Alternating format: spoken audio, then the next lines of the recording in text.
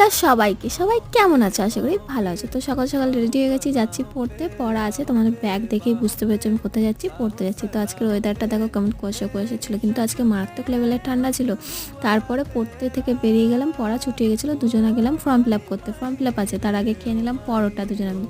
তো এই যে এখানে চলে গেছি যেখানে করব, আর এতগুলো টাকা পেরিয়ে গেল আজকে। এই টাকাগুলো দিয়ে অনেক কিছু হয়ে যেত আমাদের। তো তারপরে যে মামাম দেখছি ছোটো মিমির সঙ্গে খেলছিল, তো আমি ওর সঙ্গে একটু খেলে নিলাম। তারপর দিদি এখানে করছিল ঝুরি আলু ভাজা বিকেলবেলা।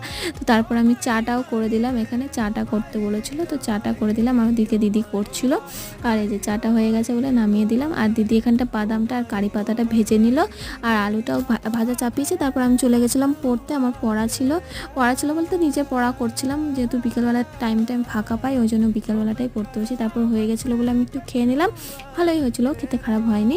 তো সেটাই টেস্ট করছিলাম। যদি ভালো লাগে ভিডিওটা লাইক করে দিও, চ্যানেলটা সাবস্ক্রাইব করো। টাটা, বাই বাই, লাভ।